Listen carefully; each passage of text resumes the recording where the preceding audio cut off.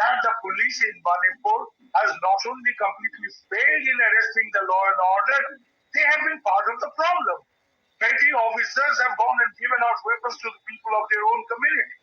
And same on the other side. The problem here is, Mr. Saleh, that if the police lose their pride of uniform and they behave in an ethnic manner rather than in a professional manner, then what hope you have on these police? And that's precisely the reason why Delhi is not taking a chance. They have deployed substantial amount of troops, both Indian Army and counter-insurgency force Assam Rifles. Even many of these formations have been drawn back from the China border, where the Indians have been in an eyeball-to-eyeball situation with the Chinese PLA for the last 2 years and at a high level of alert.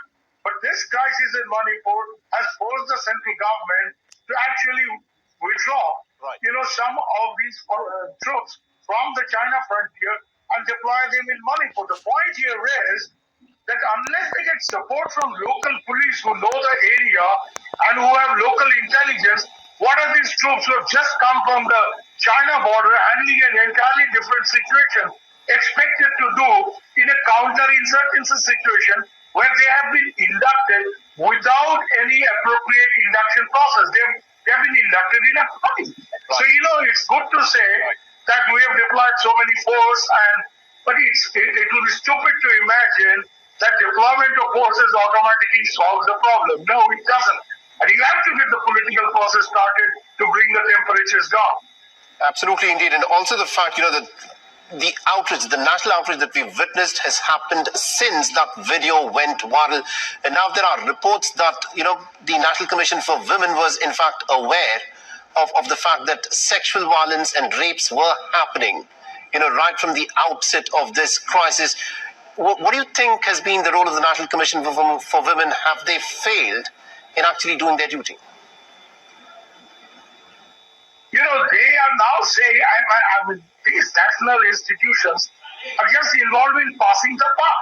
The National Commission of Women chairperson is saying, I was aware of this and I actually asked the government to take action. 3 times, not once. I wrote letters to them, but there was no action.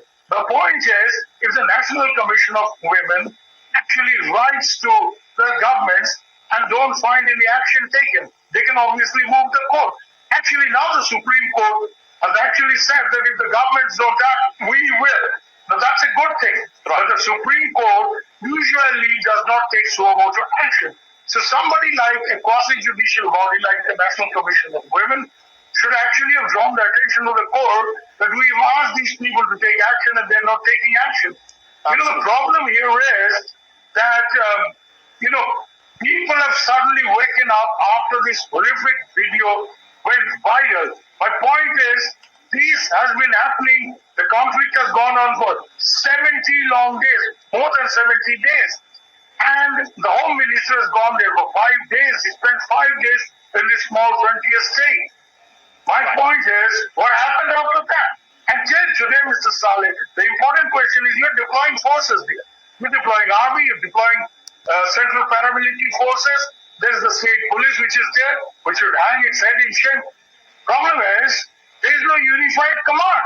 I think you hit the nail on the head there, Mr. Bhaumik. I think what needs to be done by the government is for it to immediately bring down the temperatures and to ensure that all those marauding mobs on the streets in Manipur are in fact taken off the streets and put into prison, and ensure that first law and order is established, and second, to start a political process, because that is the only way that peace will of course be restored in Manipur. Yes, very quickly, Mr. Bhaumik, we are short of time. These mobs went and tore up the resignation letter of the chief minister. It was a great drama, and the chief minister said, these supporters of mine don't want me to resign, so I stayed. Now these mobs who were involved in attacks, same set of people, go and tear up the resignation letter of the chief minister. What is going on? That is something which the government will have to address. And this is something that needs to be taken very seriously, where accountability needs to be fixed and justice needs to be given for the people. Thank you very much indeed, Mr. Subir Bhaumik, for joining us and getting us all those insights and details there.